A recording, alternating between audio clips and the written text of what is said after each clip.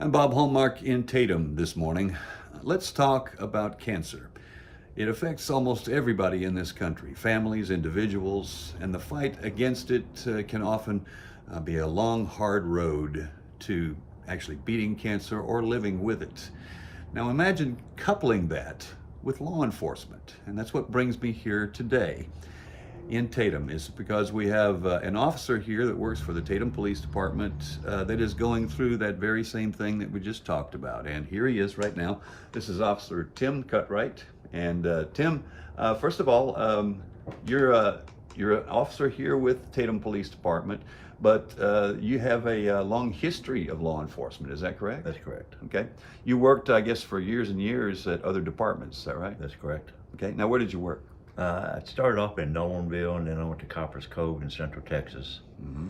And then from Central Texas, I moved up here to East Texas, went to work for Henderson County Sheriff's Department. Okay. Now let's explain. Tim was actually out of law enforcement for quite some time. 21 years. 21 years. You worked, I guess, over the road trucking. Is that right? Over road trucking. Mm-hmm. And I hated it. And you just didn't like it at all. Not at all. Okay. Now we come to the part which I think is actually remarkable. Tim actually suffers from stage 4 cancer. Is that right? That's correct. Okay. And what kind of cancer is it? Colon cancer. Okay. When were you diagnosed? November of 21. 21. 21. All right, and we'll explain the timeline here, but you were diagnosed then. You had previously beaten another form of cancer. Hodgkin's lymphoma. Mm-hmm. And you survived that. I survived that, only to get this monster. Okay. Now, at that point, you were diagnosed with stage 4. Hodgkin's lymphoma. Mm-hmm. Correct. You beat that. This time around, it's colon cancer, and you find out that I guess it's a little more serious than what you thought initially. Correct. It's stage 4 now. Mm-hmm. Now, I'm going to explain the timeline here. Tim was not in law enforcement at that time when he was diagnosed with this. Correct. You made a decision. What was that? Get back in law enforcement, if possible. Now, Tim, why would you do that? It's fun. It's not a job. It's fun. I enjoy all the aspects of the job. I enjoy helping the people. You know, it's kind of nice to drive around and be able to stop and talk to the people and them not have a fear of speaking to you because you don't know who you are. Mm-hmm. Okay. So Tim is actually back in law enforcement now, and I understand that you work Friday, Saturday, and Sunday. That's correct. But the thing is, Tim continues to have to go back for chemotherapy. And how often is that? Every 3 weeks. Okay. I have to ask, because not a lot of people are familiar with this, that can't make you feel very good after you go through those treatments, and yet you keep coming back to work. I just soon I have to go through the chemo. The 3 days I'm on chemo, it's hard to even get out of bed. It makes me so sick. And then once I take my pump off, then I have another couple of days where it's not real good, and then it starts getting better. But it does take a while. Now, there might be some folks out there that would say, why would you put yourself through this? Because you've obviously had a long career in law enforcement. It would be very easy for you to retire right now. But you say that's not an option for you. No, I can't stand sitting at this house. I've got to do something. Mm-hmm. And law enforcement was a passion.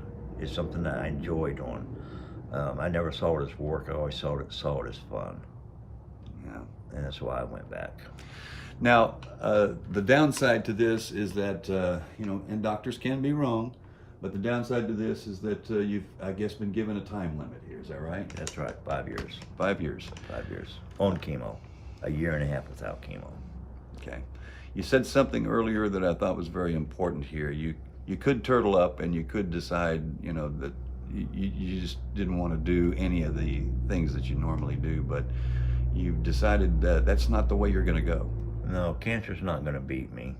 I mean, eventually it will, but until my time, I'm going to do what I enjoy. I'm just going to live life. And I'm just not going to let it beat me. And that's why you said, whatever happens to me in the future, I'm going to be doing it on the job. This is where I'm gonna be. When I die, I hope it's in uniform, doing what I enjoy. You're working 12-hour shifts, Friday, Saturday, and Sunday. There's a reason why you like going out. You like actually having a presence out there with the people. Is that right? Correct. That's correct. Okay. Is that part of the satisfaction of the job? Is that you just let them know who you are and get to know who they are? Absolutely. I think that's the most important part is community policing. They deserve to know that you're out there, for them, and that if they need you, all they have to do is call. You're going to be there. I'm guessing your past police training and history is helpful, and I guess a lot of it comes back to you. A lot of it does come back. Today's policing is different from what it was back then, but a lot of it is still basically the same. Okay. And then you had a long history as well as far as you were actually a trainer at one point. Yes, I was. I was a field training officer and I was a field performance evaluator. I was a supervisor.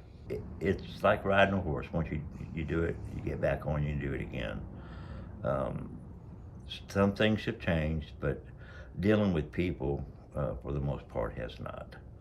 You treat them with respect and you'll get respect. You treat them with kindness, you'll get kindness. And even, in a tough call, you still maintain that composure and you're able to control the environment. Okay. So obviously you're still enjoying your work at this point. Love it. Absolutely love it. We'll have much more on this story tonight on KLTV 7 News. For KLTV WebXtra, I'm Bob Hallmark.